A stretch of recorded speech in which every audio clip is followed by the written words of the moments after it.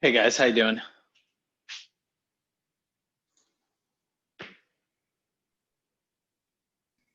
Good. How about you? I'm doing okay. Jeremy, I realized I have forgotten to share the password for the host credentials with you, so I will just do that now before we get started. Oh, awesome. Thank you. No problem.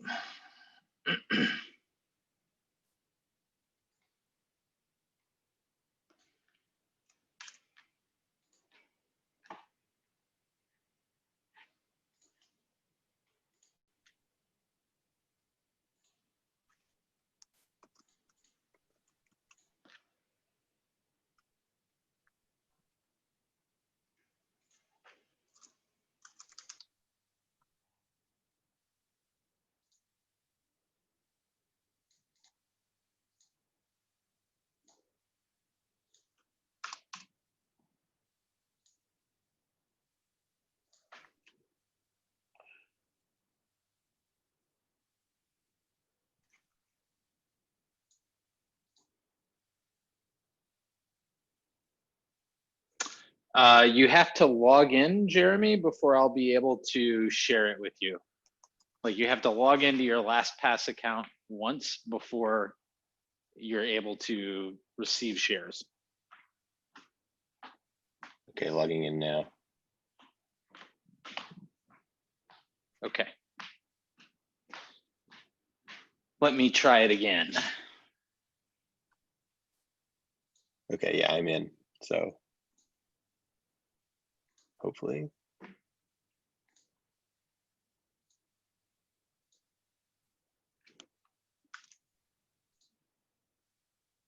Okay, it's still giving me the same dialogue, so maybe we'll give it a few minutes and try it I had again. logged in before, so I wonder if something. Yeah, maybe we can. Yeah, give it a bit and we'll follow up. Yeah. Okay, so on the agenda today, it's all you, Jeremy. Go for it. All right. Yeah, I thought we had more people, but I guess not. Cool. I think Hector removed some of his items from the agenda. Cool. Okay, so so the first thing there was bringing back discussions about cluster ID, and so I just added a link to the doc there, and I think it's probably worth discussing a bit today, but my hope was really that we could kind of spur people to read through this again and think about this and maybe have a more in-depth conversation next week. But as part of multi-cluster services, it's become, like if we're going to use the cluster name, for example, whatever that ends up being, as part of headless services, we probably need to start creating some definition around what that can look like. And I think the simplest one and all that's in the multi-cluster services kept right now is that this this cluster name needs to be a valid DNS label. But if we're going to start adding constraints like that, it seems like some kind of consensus around a cluster ID is starting to make sense again. And there's a pretty thought out proposal that was circulating a little over a year ago, it looks like, towards the end of last year, I think was the last time it really got eyes. But now we have a concrete use case. The first one with multi-cluster services and probably another one with the work API. And so, maybe we should start thinking what that looks like again. Do you have an idea of what you think the minimum viable implementation of cluster ID that's material to multi-cluster services is? Kind of. I think there's a few things kicking around like this. So needs to be a valid DNS label. Maybe it's a well-known resource that non-namespaced well-known resource that can be created by a cluster admin, and we say it needs to be unique, you know, kind of like we've said with namespace sameness applying within the domain that basically you define. Same kind of thing for cluster ID, like it needs to be unique within that domain. I think, you know, there was some discussion in the original proposal of whether or not it should be mutable or immutable. I think if immutable has a lot of benefits, but it also, if it can be user created, it seems like at some point you might want to change it. But I mean, in a minimal implementation, you could just say it's mostly immutable, and you may need to redeploy a whole bunch of things if you change it. But basically, we don't recommend changing it. I think it probably needs to be more defined than that. Yeah, I'm sort of wondering in the sense of like the ways in which it surfaces into multi-cluster services. I'm trying to avoid taking on a dependency on feeling like we have solved cluster ID entirely to move forward. And I'm sort of thinking to myself, could we like put it into a like a very informal API location to start with? Like maybe it's a property of the controller that you can configure to know that it's supposed to report its cluster ID as X. Right. Yeah.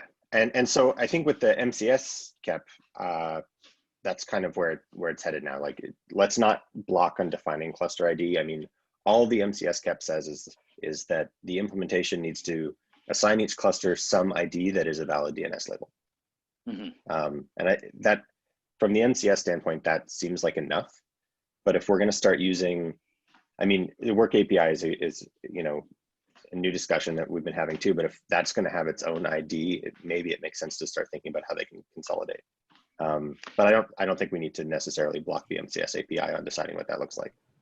Yeah, so that sounds fine to not. Sorry, Paul. That's okay, Tim. Go ahead. I think it's fine to. I think it's fine to not block. My fear, though, is that we end up with a bunch of different things that are all doing it kind of different, and then reconciling that is difficult. And you know, the first time cluster ID came up was what, probably 2.5 years ago, and we said we're going to need this, and then it went away. And then a year ago, we started seeing people thinking about multi-cluster, and we said we're probably going to need this, and then we didn't have the wherewithal to follow through on it, and now we're here going, we're using this. Yeah, I'm afraid that in a year we end up in the same conversation. So I get where you're coming from, and here's what I specifically am thinking of as like a path forward with regard to formalizing cluster ID as we make progress on the multi-cluster services and work. So what I expect is that work is like logically very close to the point where it will make sense to define cluster ID in the context of work. But I am not sure if like, so I know that Valerie's like employment life has been kind of disrupted recently. I wouldn't want to block on work, but I suspect that we'll have like at least a good shot at being in a situation where if we take some initial steps with multi-cluster services, we'll probably have another example of cluster ID, like that we'll be able to formalize, and the other example will be work. Mm-hmm. I think we can probably formalize them both while the APIs are still alpha. And I'd want to not formalize cluster ID without at least one more real use case that exists today, like within the scope of this SIG. So I'm sort of thinking maybe we can throw the football just a little bit longer and leave ourselves room to work backward into a formal cluster ID as we get to the point where we need it with work. Right. Does that seem reasonable to people? Yeah, that, I mean, to me, that makes a lot of sense. I So think, you know, one thing we could say is that like as alpha to beta graduation criteria for MCS, we at least have a formal plan around cluster ID. Yeah, I think that's a very good idea. And when work enters the KEP phase like of its existence, I would say that's a similar criteria for alpha to beta graduation for work. Cool. But I agree, Tim. I don't want to be in a situation where we grow like a bunch of different concepts that are similar but disjoint, and be in that situation a year from now where we're like, oh, we should have really put the energy behind that. Right, where a cluster ends up with 8 different names and they're all valid and you need to know which one you're using from which context. Yeah. I would expect that like 3 to 4 months from now, we'll be in this point where we'll have 2 real examples and we'll be able to formalize and like work backward from that. Yeah, that makes sense. Cool. So that's all for cluster ID, I think, unless. Well, if we're going to proceed with that plan, do we want to kind of like put the A-frame up for the house a little bit? It seems like it's a subdomain, and maybe for now we could even like say that it's immutable, unless we think it's like worth talking about mutability. Yeah, I think that kind of makes sense. Like honestly, in the context of MCS, if you did change it, it would be kind of like redeploying all of the, like from the perspective of the service, the multi-cluster service, it would be like redeploying all of the pods in that cluster in another cluster, right? Like if it was headless, they would all get new names. Yeah. So with that though, I don't know that we really need to specify that it is immutable. I mean, it would be like moving the cluster and all of the side effects that come with that. Mm-hmm. I personally, I feel like it probably should be immutable, but I don't know that it needs to be spelled out yet. Well, it seems like functionally it can be thought of as immutable for the time being, at least, because you can think of mutation as like deletion and then recreation. True.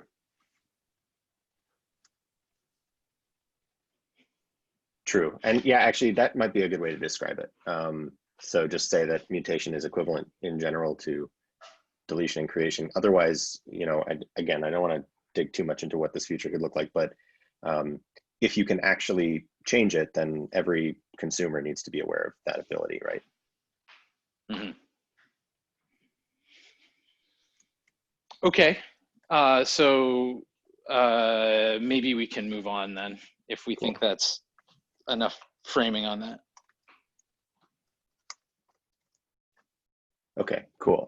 So then the second thing was kind of updates on multi-cluster services. I think, you know, really what I'd like to get out of today before digging into this is an understanding of what's left before we can consider this implementable for alpha. And so we did an API review last week with David Eads and Jordan Liggett to kind of get an update on things and some of the ideas that came out of that. I just kind of wanted to go over with everyone, but then, yeah, the big thing I'd like to hopefully understand today is what's left, what work needs to be done before we feel good about calling it implementable. Paul, can you let me screen share? Oh, sorry about that.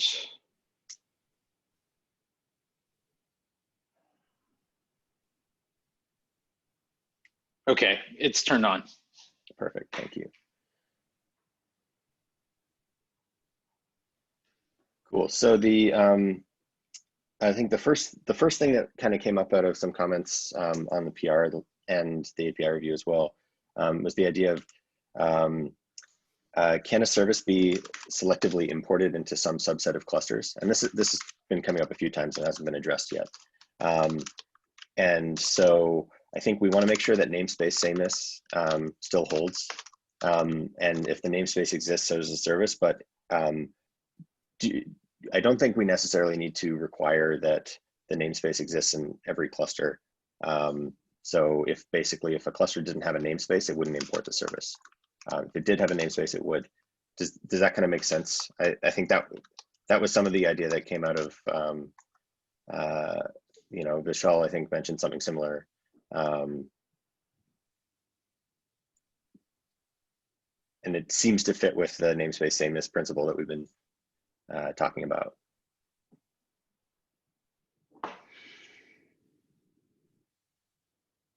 Does that work?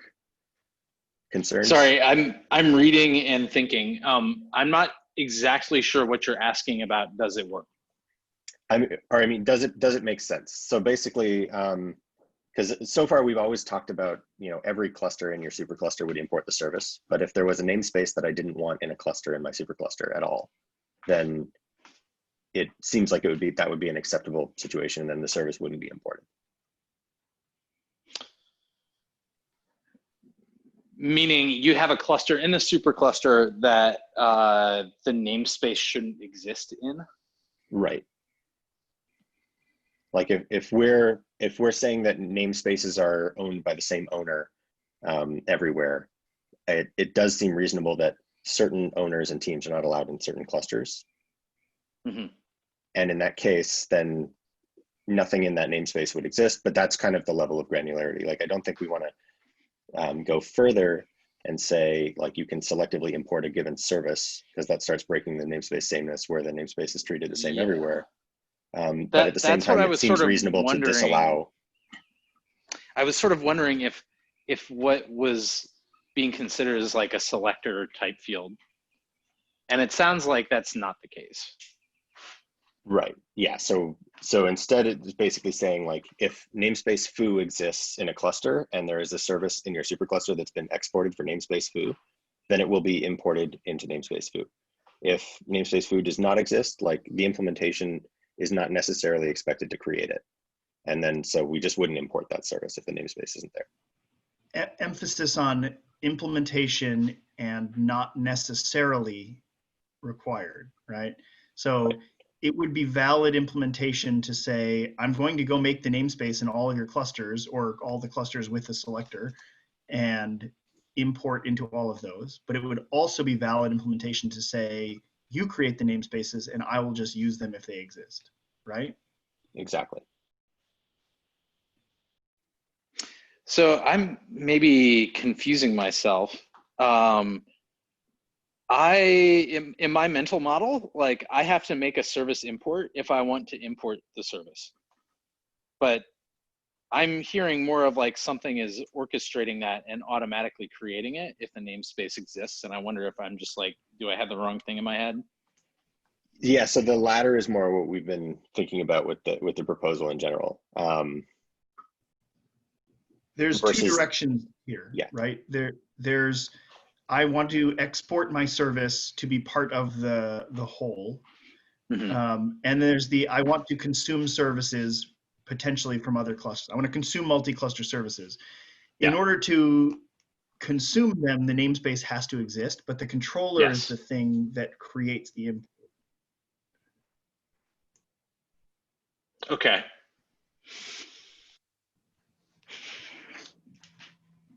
All right. So with that context, it seems reasonable that if the namespace doesn't exist, it doesn't exist. Right. Right. And if the controller also created the namespace, then it would exist. But that would be an implementation option. Yeah. So the basic idea here is that namespaces then become our sort of unit of work for which services exist on which clusters. Right. Exactly.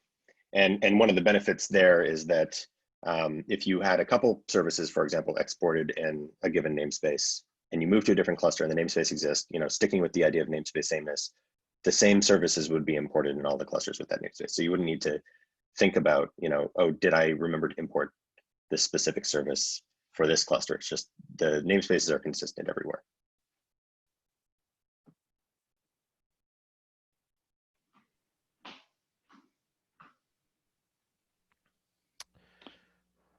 So did that answer your question, Josh? Yeah, no. I mean, it works for me. I'm kind of wondering about people who use the various different distributions of Kubernetes, and was trying to think if there's a distribution of Kubernetes that uses namespaces very differently that is going to be unhappy with this. Because, I mean, it certainly works for OpenShift, which already treats namespaces this way. Does everybody?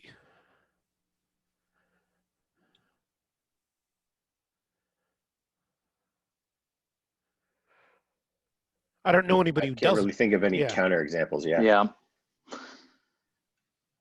And this seems like a good safe behavior too, like the kind of thing that we'd want to encourage in multi-cluster.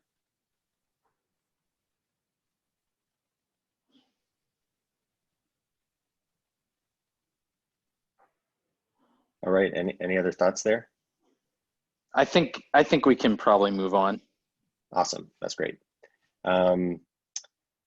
The next thing that came up was conflict resolution. So, we had a few ideas around conflict resolution, not exporting a service. I think what we had some discussion when we were reviewing the API, and I think kind of the takeaway was that a smarter, or at least easier to reason about implementation would be to just basically give precedence to the,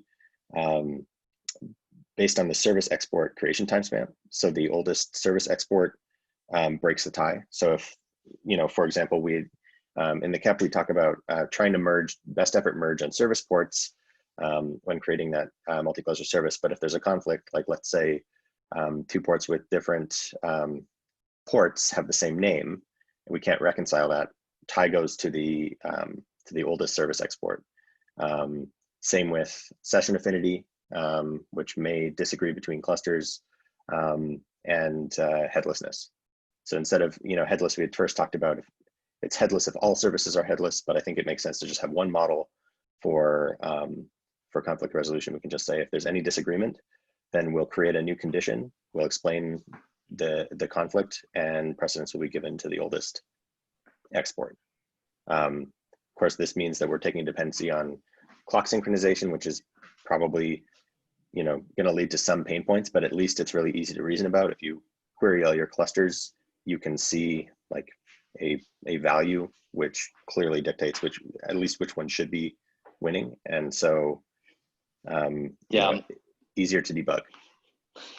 I think even in the presence of clock skew, like it's probably the easiest heuristic I can personally think of to reason about.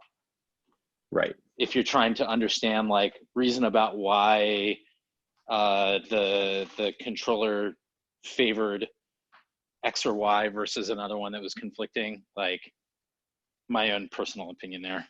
Yeah, and it's based on a value that actually gets written to the resource too. So it's not just like you have to know about the time on each host. Like you can see the YAML and see who should be winning. And then the other really nice benefit is if you roll out something accidentally that disagrees, it won't change anything.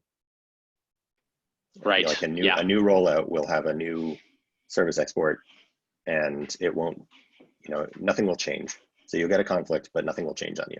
So this is a lot less destructive than some of the earlier ideas. Yeah, agree. – Unless there's clock skew. Well, true, yes. But even in the presence of clock, like I think if I think about a scenario where you're like, I didn't quite expect that. Let me go read about this thing and like see if I can understand why it worked the way it did. Like fundamentally, you're doing the same thing with and without the presence of clock skew. Like you'll learn the conflict resolution behavior and you'll look at the creation timestamps that the objects report, and it won't matter if it won't matter at that step if the clocks are skewed or if they're on the same NTP server, right? It doesn't matter at that phase whether there's clock skew or not. You might be able to perceive the presence of clock skew at that point when you say, hey, I know that I created this one before this one, but like maybe I've got like a 10-second clock skew or whatever. You might be able to perceive it at that point, but reasoning about it is fundamentally the same in my mental model. The edge case that I think there's not really much we can do about is if you added a new cluster that thought it was 1970 and you created a new service export in that, it would change the existing behavior. But hopefully something has gone terribly wrong and you've prevented that from happening. Like there is extreme cases where this could break existing deployments, but it would still be easy to reason about, because when you queried why things changed, you'd see that a service export had a timestamp way in the past.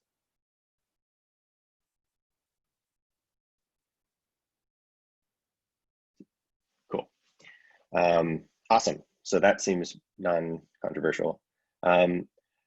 So with that, I think, conditions on the service export had kind of, I think we can kind of narrow them down a bit to just 3 different conditions. And this kind of came out of the API review as well. So one useful one, which is ready, which basically says at some point, the MCS controller saw this export. The implementation basically says, I can do something with this. So we're not making any guarantees that it exists in every cluster or anything, but basically it has been picked up. So there's some notification that an action should have been taken by the controller. So this is ready, and it would be true once successfully read.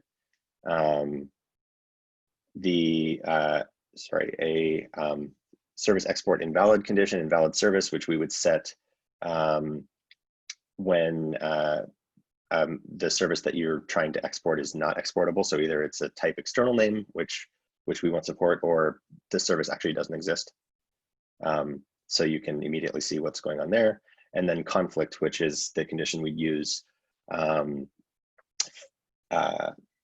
if there's a conflict between a service. So whenever they disagree, and the behavior, like everything would still function according to our conflict resolution, first come, first serve, but this condition would be set. Does that make sense? Anything missing?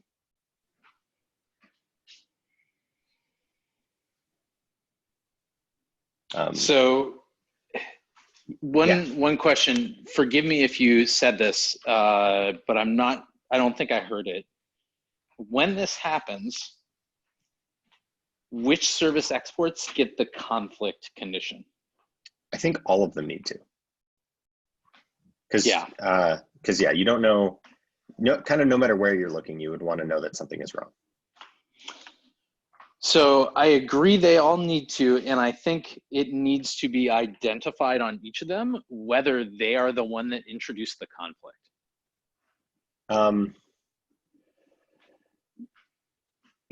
So I think I think my take has been that the conflict, the messaging on the conflict should continue.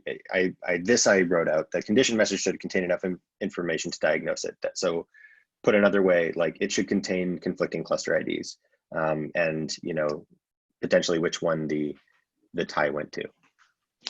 Yeah, that makes sense. There's potential for multiple conflicts, though. So we need to be balanced the need for details with the usage of giant strings in there, right? Like you could have port conflicts and mode conflicts. Right. So you could, one thing you could do is say there's a conflict in the cluster, and we could simplify it and basically say tie went to this one, something in the cluster disagrees with it. Because otherwise, if you had like a massive deployment with hundreds of clusters, we'd get in a situation where we have to create this graph of who disagrees with who.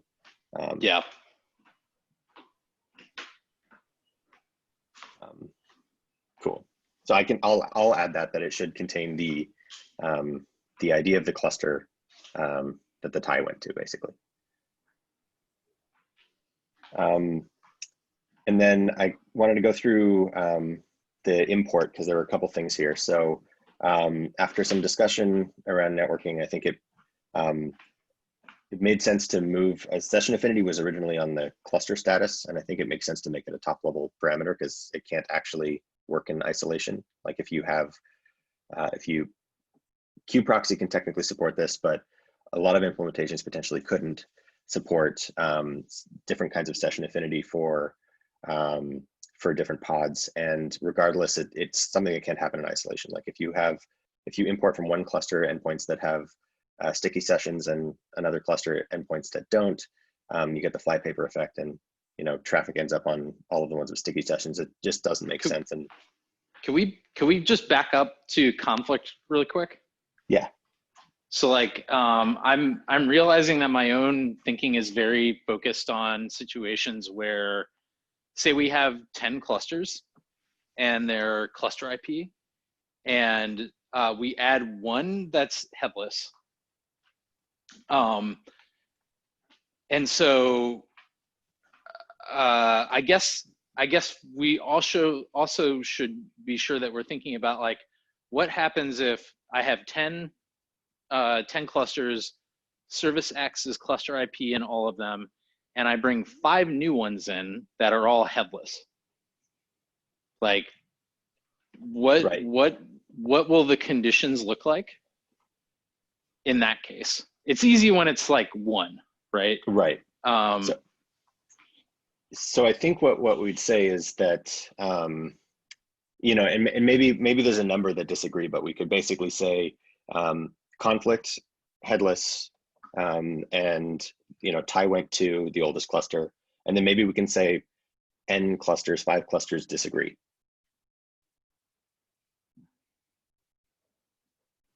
Yeah, maybe so. That seems almost definitely like something you want to fix. I mean, you would want to fix that because, that is a configuration that could exist, but in practice, I think a service is really either headless or not. And so it's probably a mistake. Like if something was cluster IP, it's not going to become headless or vice versa.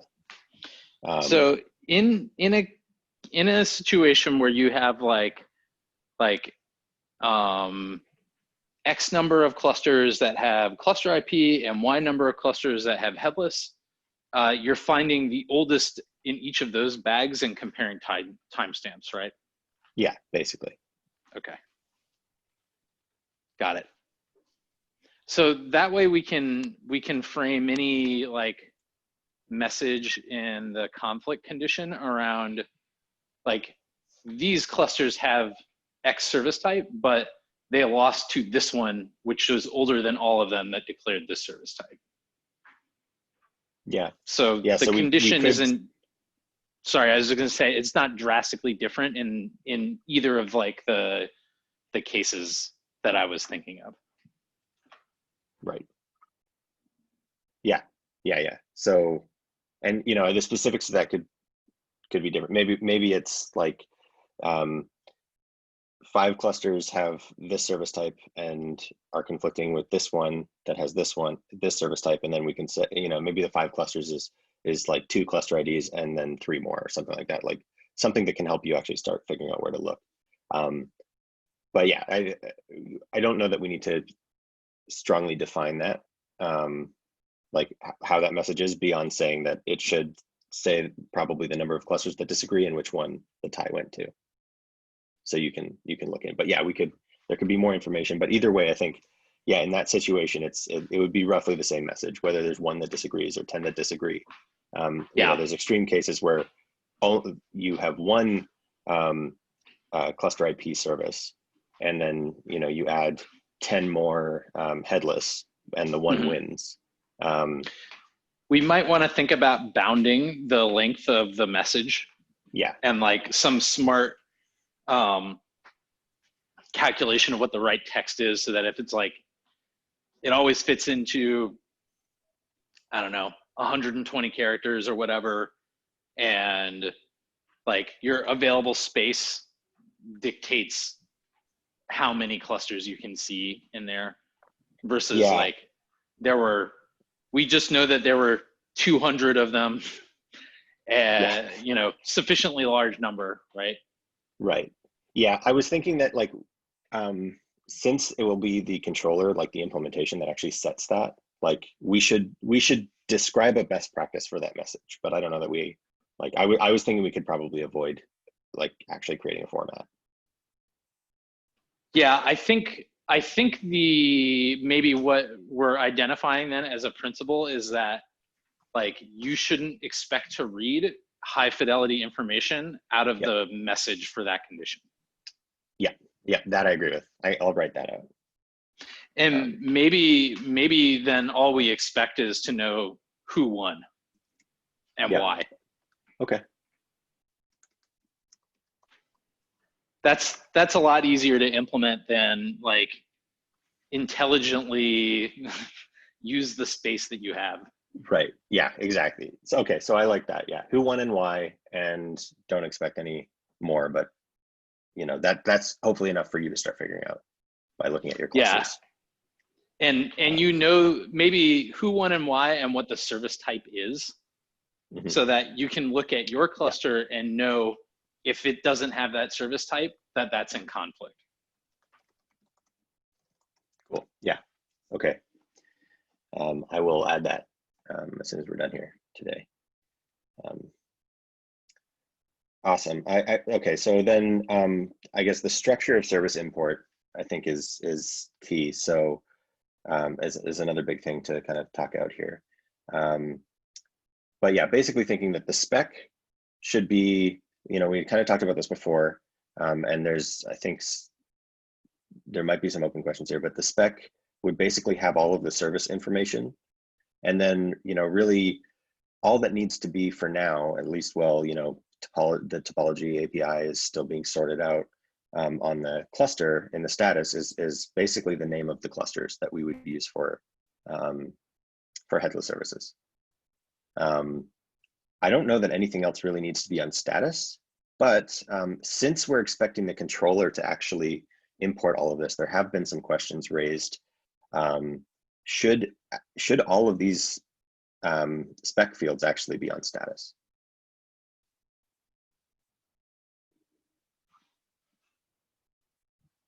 And so I just wanted to give anyone a chance to bring that up. I mean, I think for me, like this feels a lot like service. This is having it on spec is kind of familiar. Whereas the clusters are strictly derived information. But I guess the counter argument was that all of this is actually derived information. So yeah, I guess what would you expect then? Sorry, Paul, go. That's okay, Tim. Go. Go. The modern world of random backoffs. I think spec is appropriate, and here's why.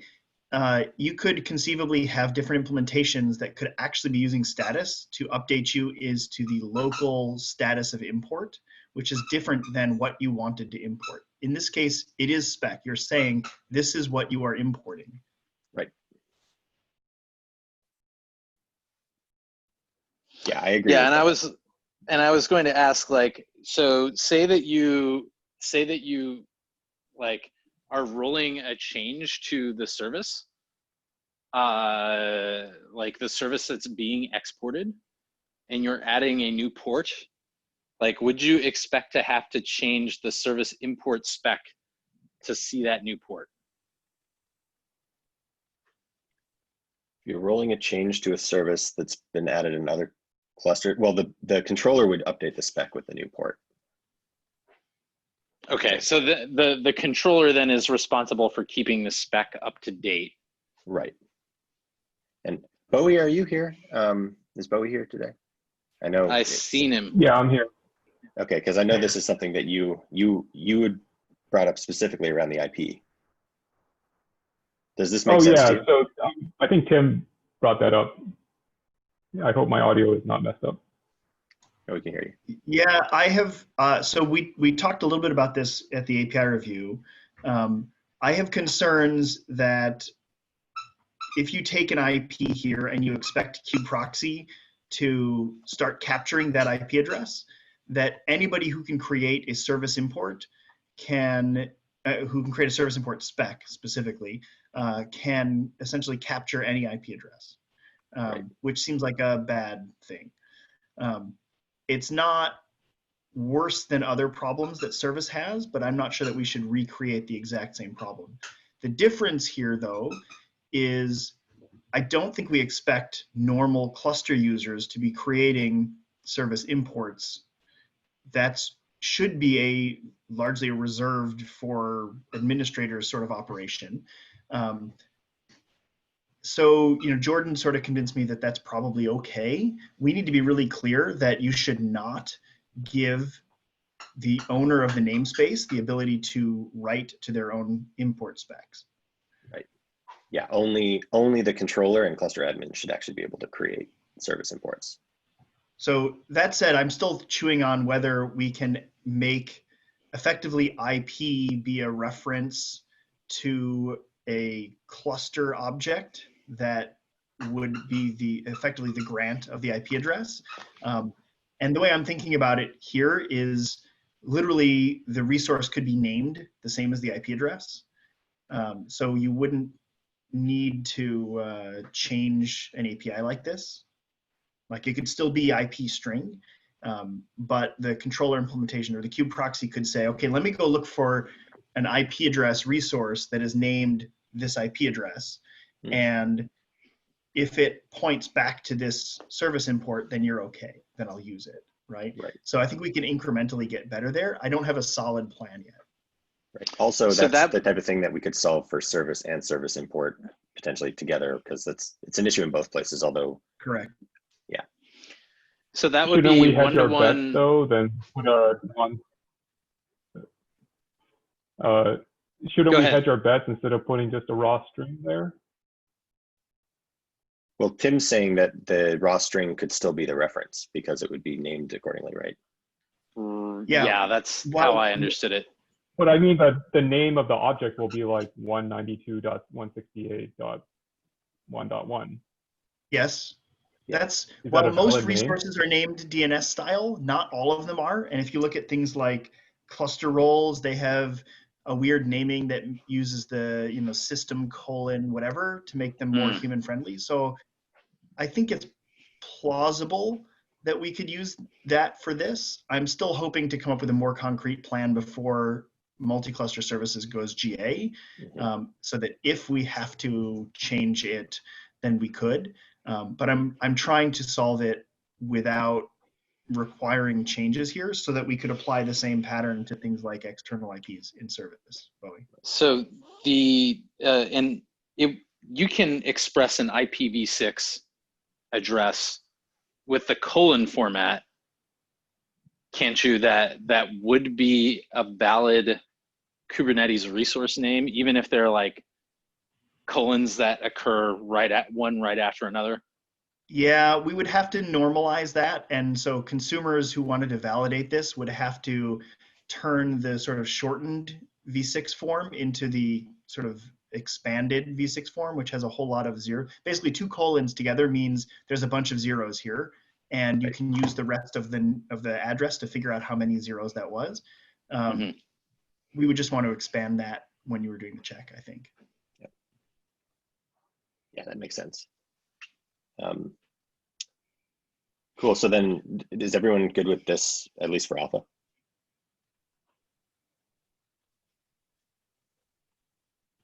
I still have you flagged for another full read through, Jeremy, but everything we've talked about seems good to me. Awesome.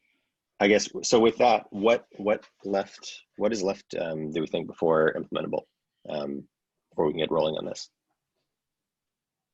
So it seems like we must be pretty close to being able to call it implementable.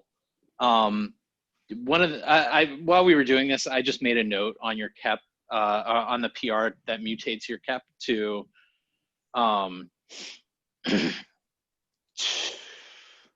sorry, I'm experiencing complete failure to brain. There was a note about cluster ID plan for alpha to beta. I think beta to GA, as I'm thinking about it now while I'm talking, needs to be more than just a plan. Like we have to have, I think cluster ID would need to be whatever the GA version of that is if our API is going to depend on it. Yeah. And then I had a question also about, do we think that like the functional space that we have explored is enough that we could take that and only that to GA, or are there additional features that we need before it would be elevated to GA? Yeah. So in thinking about this, like, I guess right now it seems like yes. I think we have thought about enough that this could go to GA and be useful. But what I'm really excited about is getting this to alpha and getting it some use so that we can see how true that is. I see no reason that like with the PR that you have open and like, you know, addressing all those feedbacks, why we couldn't move it to implementable. I wonder if anybody else has like an opinion on that.